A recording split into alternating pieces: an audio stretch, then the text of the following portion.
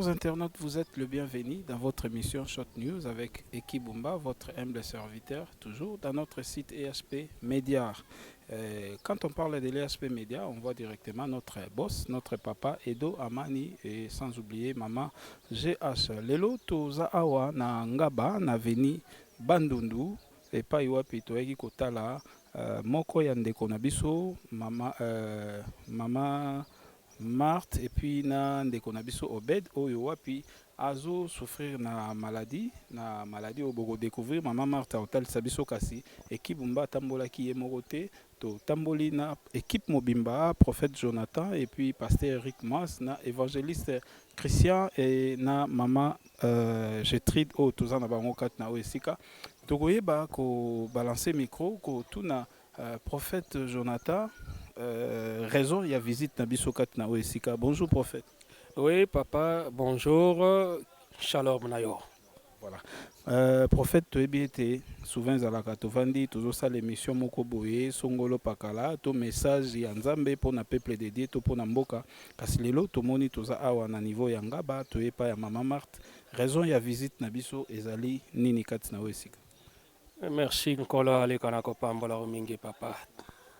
Ya liboso na kosenga nano na yo moko bolimbisi ya mingi mpona nini mpona yebi ete mosala ozali kosala na ndeko azali nsima na kamera ezali mosala moko ya pete te soki naza koloba yango nayebi ntina tala biso nyonso tovandi kasi bino bozali ya kotelema kola pambola bino mpona sacrifice wana ya mibale motuna ezali malamu koyeba eloko nini ekambi biso kino na esika oyo nakoyanola na motuna wana lolenge boye na kati na makomi nkolo alobi bokende mokili mobimba bosala na bato nyonso bakoma bamekoli bayekoli na ngai nakanisi ete ntango nkolo azoloba ete bokende mokili mobimba mpo ete bato bakoma bayekoli na ye kokoma bayekoli na ye ezali malamu kasi tokoleka na kosungana na bato kaka na sango malamu te uwi sango malamu liboso kasi esengeli mpe tokende mwa mosika na mwa mai na mwa lipa na mwa kwanga oyo peut-être bandeko na biso bazali mpe konyokoma bazali kozanga toleka mpe na koaporte bango yango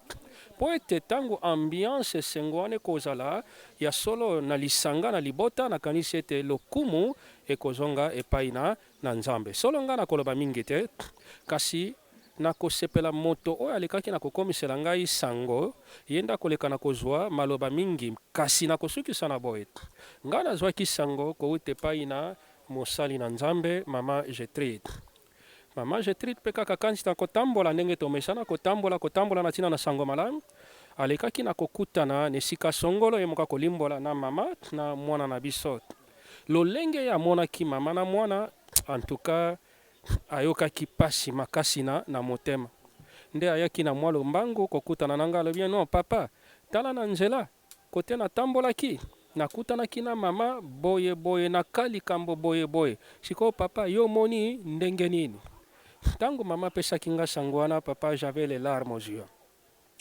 j'avais vraiment les larmes aux yeux ngai nasepelaki kutu ndenge ozozwa bilili wana ekozala mpe malamu papa azali nsima kamera soki akoki mpe kozwa environnement amona mpo bandeko basosola ete kokabola pasi ya baninga elongo antuka ezali lipamboli moko mpe monene nayebisaki mama problème ezali te tokobondela nzambe nkolo afungolela biso nzela na mwa ya moke oyo tokoki komona tokosala makasi totambola ndenge tomesana kotambola toleka na kokuta na mama na mwana to aporte bango mpe assistance ya moke wana nalobaka ntango nyonso mama tala nanu mbula na ye azali mobange mpo papa to mama tokanisa te ke bazali kaka bao baboti biso biologiquement non ezala azali wana azali mpe mama na biso azali wana azali mpe mwana na biso bolingo ya solo yango tokotalisa boklisto ntango tozali kosala lolenge boye kosungana les uns des autres nakanisi nakozongela wana suka le temps ke natika moto oyo apesaki ngai message akundola likambo yango na mozindo nkolo apambola biso. Voilà. Avant to solola na mama Marthe to solola na Obed oyo aza souffrant tokosola moke na mama Gétrude. Mama Gétrude okolimbisa biso tozala ya otelema tosola na biso bongo tokozongela mama Marthe sima. Voilà, mama Gétrude mbote na Mbote ndeko eki. voilà tongai totuna boye okutani na mama Marthe wapi pe na ndeko na biso mwana na biso Obed okutana na bango wapi pe bosenga pene ezalaki nini oyaki koyebisa prophète pe esala ete biso nyonso tutokita kati na wesi. Merci Nzamba pambola yo. Bon, ezalaki jeudi ya semaine passée na ndoko kende musala na komi na niveau à Victoire pour nazwa transport na kende Gombe. Na kowela transport mama Marthe azana problème makolo. Azo meka komata na transport mazo kokate. Amataki na pasi. Nzoka azali na mwana pembeni bato ba comprendre te. Siko na remarquer que mwana on po amata azo kokate. Mama azo senga lisungi na yeko remarquer que non mwana azana problème. Nde nani chargeur atombola ki mwana akoti eti na mutuka. Mais akota ki mwana bandi kolela. Mama kuta ogangela ozolela pwani ngabite mama c'est sûr azoka pasi. Azolela makolo. Nde na yeko tuna koko na ye. Ngabi qu'est-ce qu'il y a au juste habité mwana oyo nabi bon pona nini yo koko ozoya na ye pourtant mama na ye akokai komema ye na hôpital ayesinga mama na ye azate ngabi mama na azate aza wapi nde ayesinga te mama na ye akufa atikela nga bana mibale mais na mibale wana moko akufa natikali kaka na Obed mais Obed on pas otungimisa na maladie na tuni azobela nini ayesinga te Obed aza na tuberculose osseuse. Non zone traitement na mama j'étais na kati ote moto moko akomela ngai mosusu pe abenga nga bisoko zosola na mama j'étais yebisa tombola mwa mungongo po bazo kai na pasi voilà c'est lelo na oloba makasi lelo je crois que na oloba makasi azobela ni po wana tanga moko na oki na semi azobela tuberculose osseuse donc tuberculose ya mikuwa c'est ça le problème ya Obed. Bon, ayepsinga tango akala bando kene na hôpital ya musala je ne sais pas si ya papa to ya maman mais sali que ba ekotinda bango na kabinda la pauvre maman a utrangaba amemaka mwana tina kabinda na yebite ba o ba yebi Kinshasa ba yebi sacrifice ni maman nazosala na ba transport à mikolo c'est pas facile mais la pauvre grand-mère se démerde na koko na ye alongola ke mikolo nyonso na ngaba ba ke bazui traitement et après bazongi alors esala nga passe ngape naza veuve naza na bana etushaki ngai na en tout cas na yebite me naza na compassion mingi pona borfela ponga mona yeba situation nini na viva na bana ngai bazala mikie malgré que lelo nzamba sungi bakoli sala nga passe etungisa nga makasi bakite na baona nzila me na zwaki opportunité ya kozwa ba coordonnées ya maman apesinga ba coordonnées nyonso na c'est bon ça va tokoleka mais na yebisaki eloko te ndia na komi na niveau musala na place na kendaki na ki prophète tukutane to sololi na ye abi bon ça va totala to bondela na baso nzambe akoloba nini mais un prophète abondela ki nzambe ayebise que eza eloko moko za urgent de faut osala le plus tôt possible nde yango no monaki na mwa muke oye tozalaki na mwa possession nde yango tosali descente awa tokokuta na mama Marthe yeyo na Obed. Voilà, merci beaucoup. Bana Nzambe bino moko bozotala mais eloko nini oyo ememi biso kati na oyo esika toyebi ete ye moko oyo biso tozali kolanda oyo azali maître na biso Jésus-Christ tango ateyaki na sima koteya bayaki koyebisa ete motei bato wana bazali na nzala asukaki kaka na kopesa liteya te kasi atunaki bango pe bozali na nini ayaki abongolaki asalaki multiplication ya mapa na mbisi po ete bato oyo bazoyoka liloba bazwa pe ya kolia po liloba na mwa eloko ya nini epesa nzoto makasi. Voilà tokoleka na sima boye po tosola na mama Marthe ameka kolimbolela biso mwa moke oyo ezali kotungisa mbote mama Marthe. Mbote mingi papa. Pesa biso na okombo na yo penza oyo bato bayebi yo nango. Bayebi nga na kombo na mama Marthe. Marthe nani? Machi Marthe. Ok, mama sikoyo Obed azotungisama na nini pe yo komi na Obed ndenge nini mama na ye toyoki ete balobi akufaki azali mwana na yo to azali mwana na ngai ya mwasi ye motaboti Obed. Bongo asufri mingi ye mama na ye pe asufraki mingi na nyokomi na hôpital kaka nga moko talaka ndenge natikali. Na nyokomi na ye mingi ale bana kutu babelaki boye te mbala mosusu bamosusu bazoyebisa nga oyo ezali susi ya mama na bango na tata na bango yango wana ezosala bana bongo.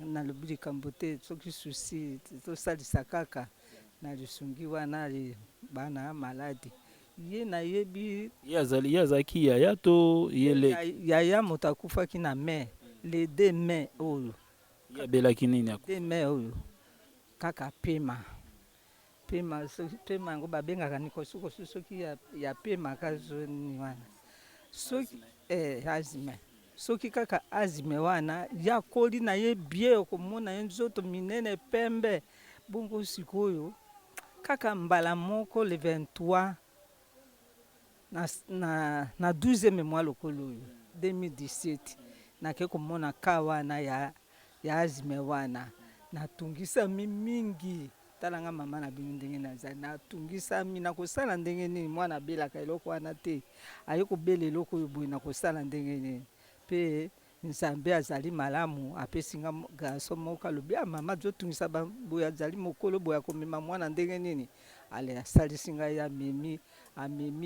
amemi mwana aye na ye na de ya bisi alobi na ngai mama tika nakende otika ye atiki nga na le ya bisi abi mama oza na tike nga bi naza na tike te kaka 1000 francs oyo natikali na yango nazalaki na 8000 oyo bakabelaki nga mpo nasombela mwana kisi nasi napesi kuna na hôpital esika nakotaki asungi nga bien ekomisi okana ngai te sikoyo natikali na 1000 francs naza na mbongo mosusu okende hôpital ete abakiseli nga 1000 francs nzambe azomona alobi zwa 2000 oyo kenda na mwana oyo noki na hôpital nake na mwana na hôpital nakoma na victoire nzambe mpe asali nga mwana alingi akufa na kosala ndenge nini garso moko amemi alobi mama tika ale atiki biloko alobi mwana kitoko boye molai boye ale tokende na ye na bisi aki kotika nga na bisi toke papa na supri mingi na mwana wana oyo ya 21 na oyo akufi ezopesa nga mawa ti lelo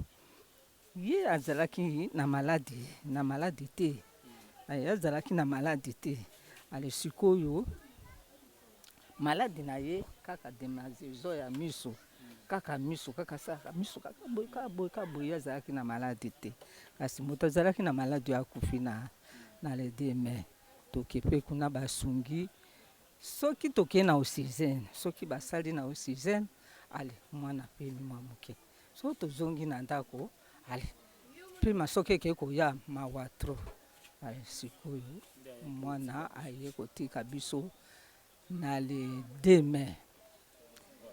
mai natikali na oyo lisusu tokende badokitere balobi ale totala mpe ye soki ndenge nini batali mpe ye azokosola nga bi azokosola te eloko moko te azolia nga bi azolia mpe mwa malamu azolia malamu tovandi mpe kaka malamu alobi te mbala mosusu totala nanu ye masuba batali mwana masuba ntango batali mwana masuba loko azokosola te eloko moko te totala ye masuba batala masuba balobi ebandeli ya tuberculose nga bi ebandeli ya tuberculose ezalaka na kosukosu bongo sikoyo azokosola te ndenge nini lokola nandimaki nga bi asoki tuberculose bosalisa kasi bosunga nga na mwana basungi ngai ntango basungi ngai ekoma kaka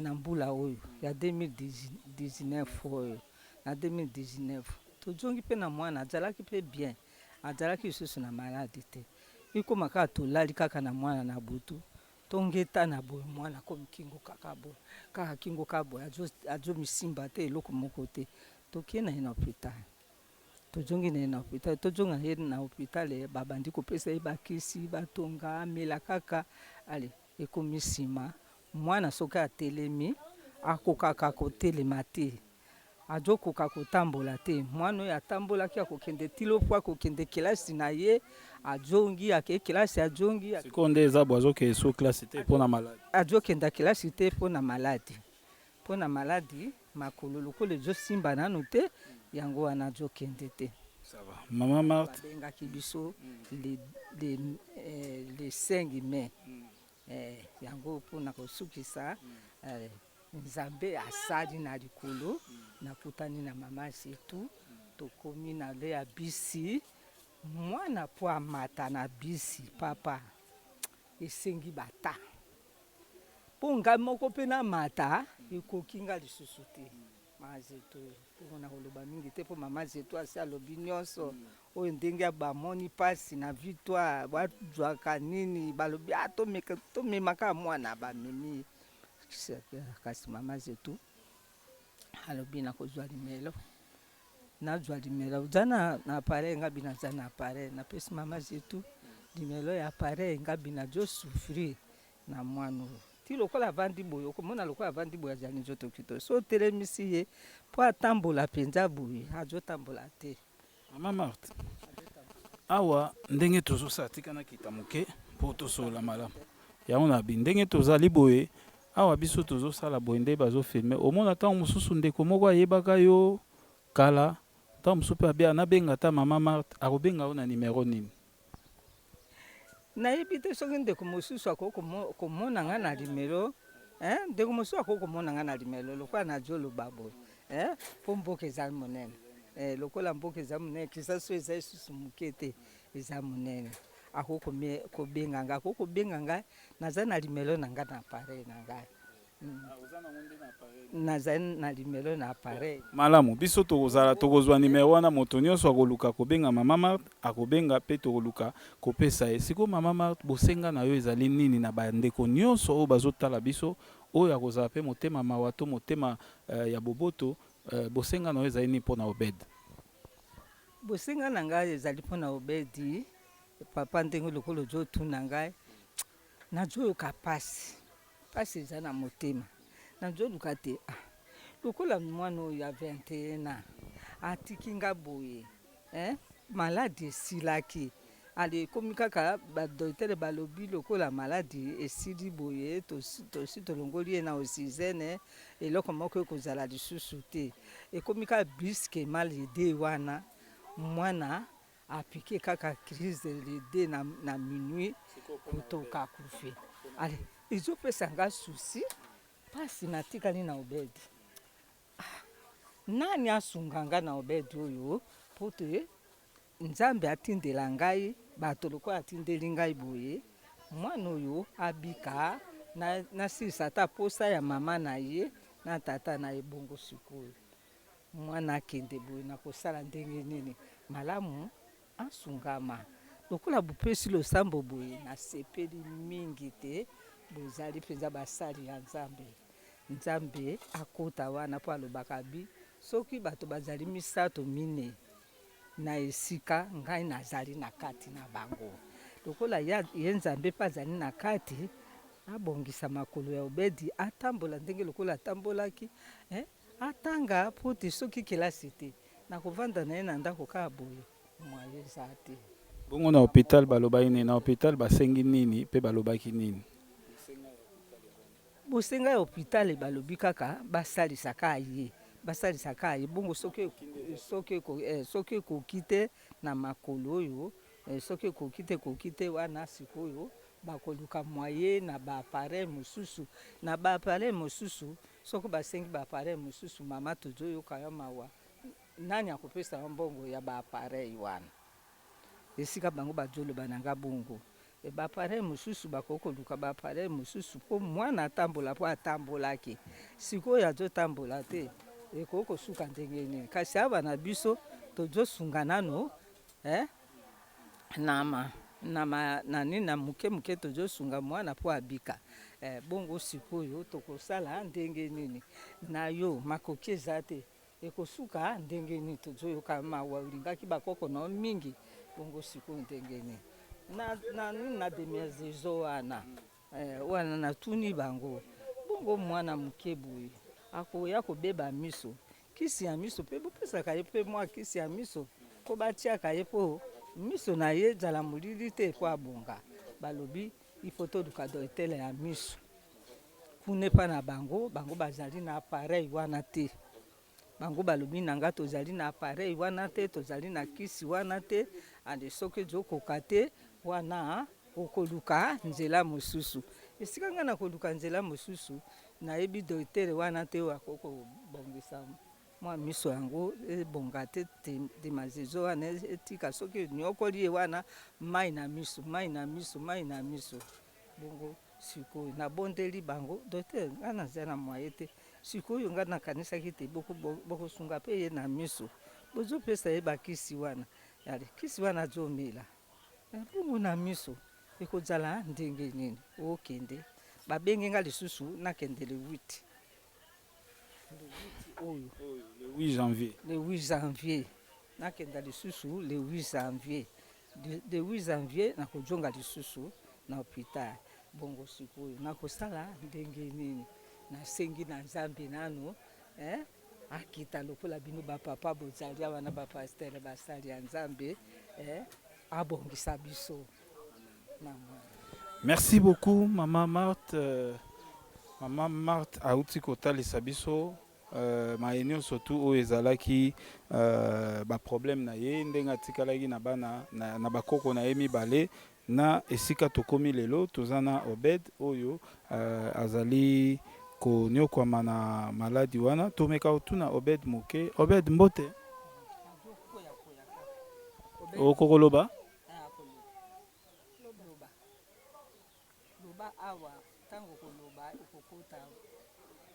ça va?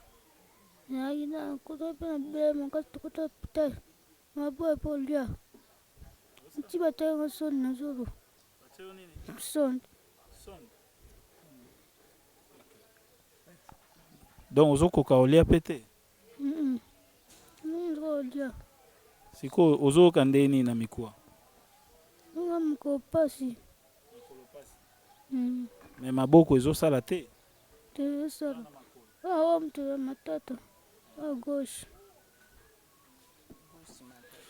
ça va.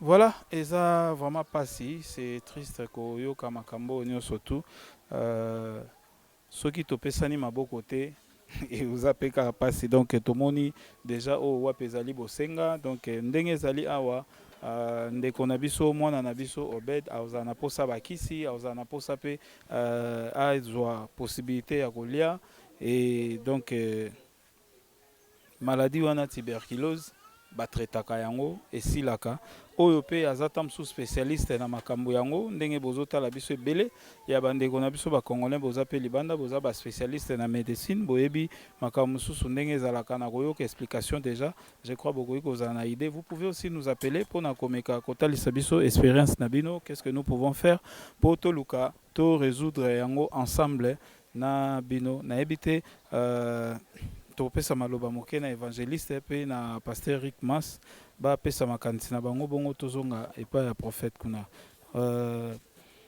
évangéliste Christian uti koyoka nyonso makanisi na yo eza nini? Merci mingi journaliste Papa Iggy. Makanisi na ngai ezali boye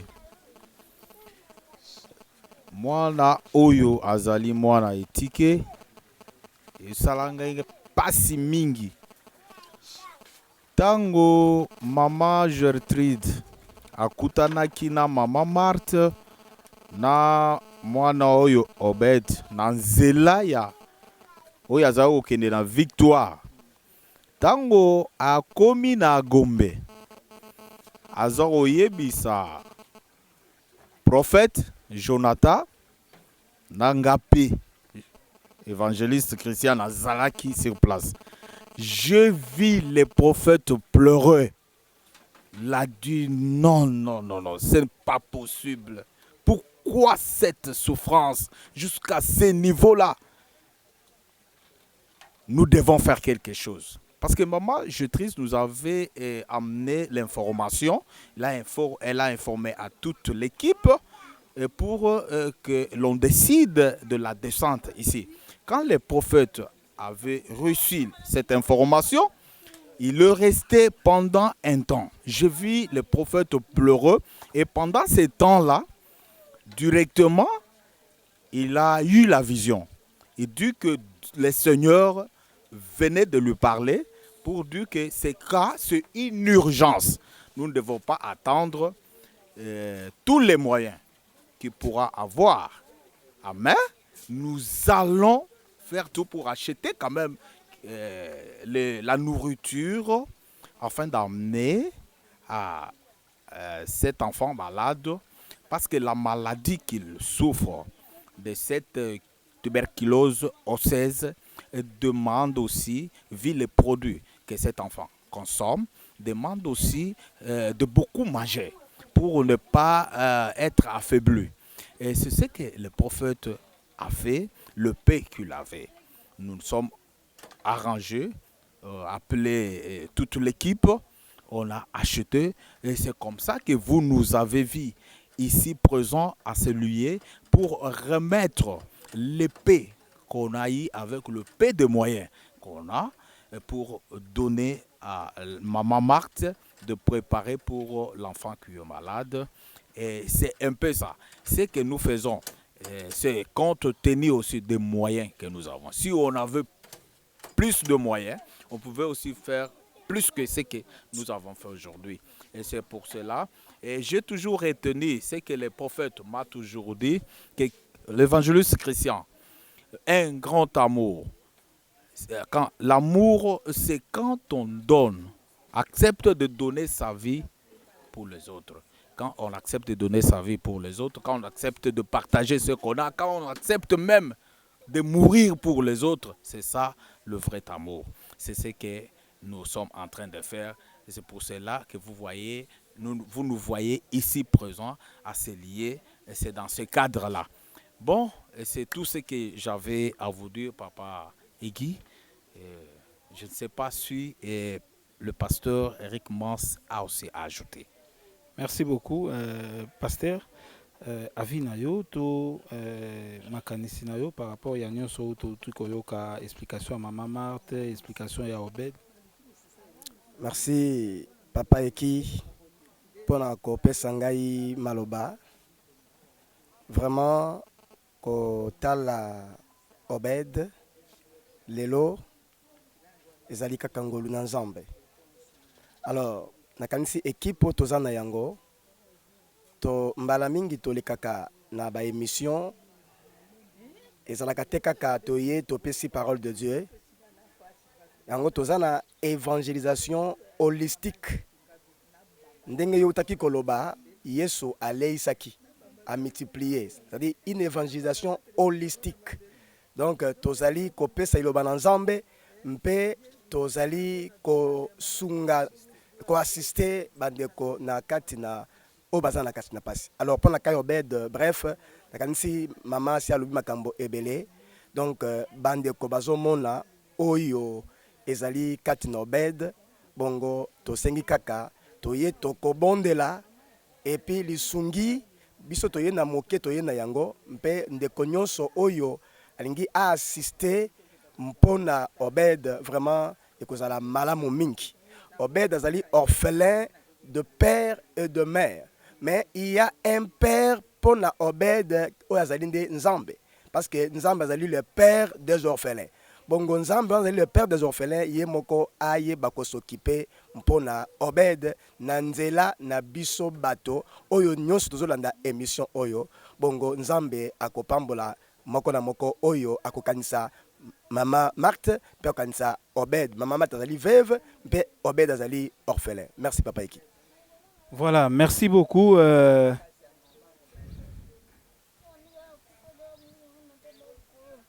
Naki mane mataba tubele bakufa na mwendo mama bele mama atanga ndanga spi a mpepe na zaki atuna abele sani mana ya babe osu orobate ona hebise kada ya kufa mara pesute ma azia chant mata na kino alongori alatsinga bi zonga umikoya su ate ndio yana sutimbo mama poni au tutabe kuterote mama ngaso mduja ngaso mnene kufaki ngabanulilo. Voilà, message wana na sir bolandi yango donc Obed alalaki azolota ici akei na mboka bawa amonani na mama kasi mama azwi chaînette alongoli alatisi abizongazonga koya lisusu awa te nde ayaki kosutuka na pongi. Donc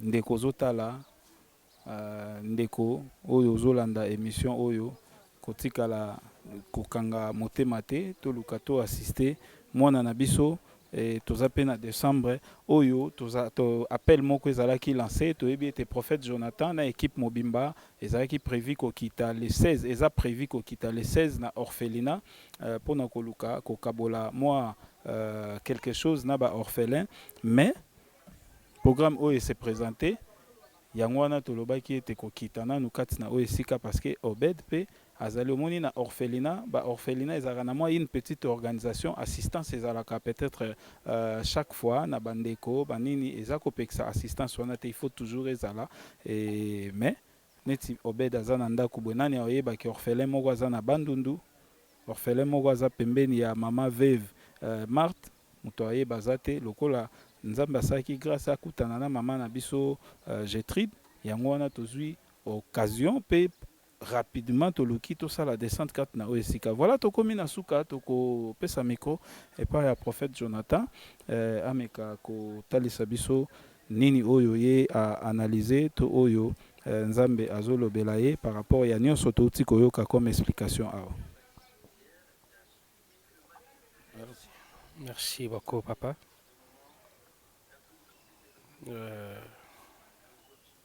Oui, ça fait un peu très mal. Et je sala moi pasi. Nakoloba moi te mais je sala pasi makasi. Nakanisi moto oyo mbwa aswai nano te. To moto oyo atoboka nano na tonga te. Akoyeba pasi apota nde ezalaka te. Esengeli batu baetonga po ayeba ke esalaka pasi. Ya solo tango nakaki sango ya mwana na biso na mama pesaki ngai pasi makasi na motema. Pona kopesa kuta information moko kokamwisa bandeko nyonso baza na esika oyo. Nakokaki pe peut-être kokoma koto te. Mais natali likambo oyo ngai nakoleli te. Nalobi tokei pona tina na sango malamu. Au moment où je suis en train de vous parler, naza pe na matanga oyo azali leki ya papa aboti ngai ya kufi na tike bembe kuna. Kasi nalobi no. Iya vanda nano kuna. Ngai natambola nano pona tina na mwana na biso pe na mama.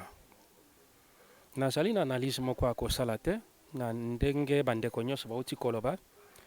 Na koloba pete keno ndeko oyo atutisami a contribuer. Non, je ne suis pas de ces natures-là. Pona kanisi bilili elobaka yango moko. Ba image elobaka yango moko.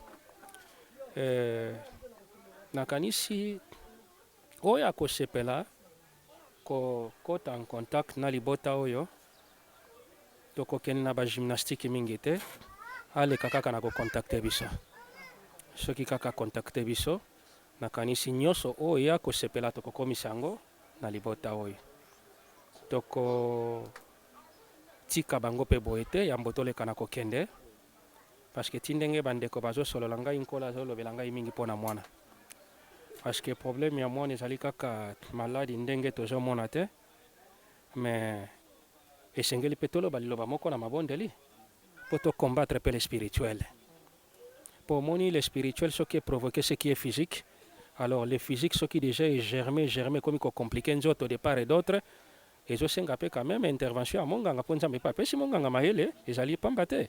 Biso to kobondela. Dieu va stopper avancée spirituelle yako ko tungisa nzoto. Mais comme yango déjà se développe qui Dieu est capable mais monganga pesa la mosala na ye. Nakanisi to tambola ki maboko pamba te. Toza na mama na biso Gertrude aleka ki pe na kobongisa oyo ekoki kosunga mwana na biso pe mama nde biso na suka tokosukisa na libondeli na mokuse angwana tika ete nkolo aleka na kozwa lokumu lisusu mpona basali na nzambe nyonso oyo bazali se sacrifier kotambola mosika bipai na bipai komata bangomba kokita mpona koya kokutana na libota oyo. Ngai napesaka na ngai kaka merci mingi na mama Gertrude malgré que azali mama veuve mais ce qui est passé est passé, mais ye azwa nzambe na ye atya liboso mpe aza déterminé akotambola mpo na sango malamu. En tout cas mama nayebi te nakoloba nini, me eloko ngai nayebi ete récompense na bino nyonso ezali monene na lola.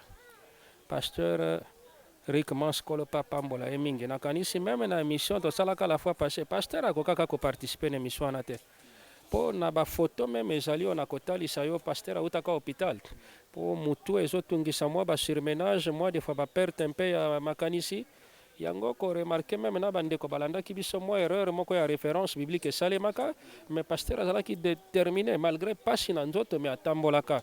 Lelo mpe lisusu atamboli nzambe apambola ye. Mopanzi sango évangéliste naza na mingi ya koloba te. En tout cas mpe baoyo nakanisi bakozwa esika na motema na bango mpona kolanda émission oyo nkolo kaka aleka na kozongisela bango ya mingi. Biso toza kokoba na mosala nkolo atindi biso tosala na se na moi kolo apambola biso nyonso nakanisi mama akotalisa oyo abongisaki mpe biso tokobondela tokotika bango na maboko na nzambe. Merci. Voilà, merci beaucoup. Donc toana tozomona mama Gertrude azo bimisa quand même moi eloko oyo ebongisamaki mpona libota kozala na mwa eloko ya moke mpona Yesu.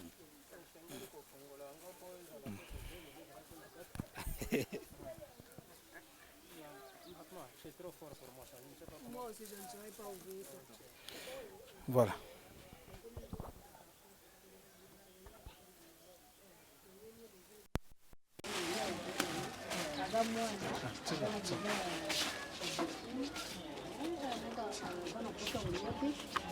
Biscuit ko iko sunga po aliaka na ye ata soki avandi etu comme aza surtout na problème olia akolia na ye babiscuit. Toza na mwa basardine okau ozwi na bino ntango kolamba te bokolamba loso botie na sardine mwa pembeni. Oyo eza madesu ezawa awa eza mwa quaker peut-être que ayoki mpe mposa kolia te okokosalela potopoto ale mwa quaker na ye oyo mwa basavon mpona kosukolela ye bilamba mpo il faut azala propre. Oyo eza ti okawa alingi ne omela miliki te akoki komela ti oyo basavon osukola nzoto.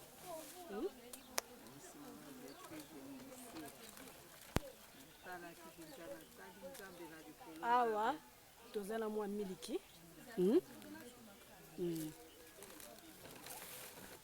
oyo awa toza na spaghetti na sukali na mwa sukali donc biloko toyaki nango yango awa na kati ya toza na loso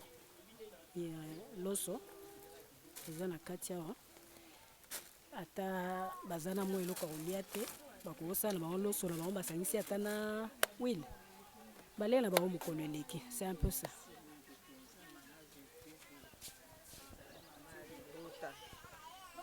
Merci mingi mpenza nakumisi mpenza mama Gertrude oza mama ya libota nakumisi mpe batata napesi bango merci mpo mokolo wana mai na miso ekatanaki ngai ndenge omonaki ngai mpe na ntango toyaki nakoki tolobi mama kita tala esengo eyaki na ngai ngabi nzambe na ngai nalela lisusu te mama Gertrude nakomona ye lisusu ndenge nini mama ya boyambi boye ayambi nga na mwana na kati boye ya liwa boye na kosala ndenge nini ntango nakomaki kuna na hôpitale nazotalelaka nzambe ngabi nzambe abakisa mingi maloba mama wana alobi oyo abateli mwana na ye na kati ya bisi mosusu akotikanga kaka bongo mama Gertrude bamosusu lokwa batikinga kaka wana na se nazoyengayenga te na se nakomi mokolo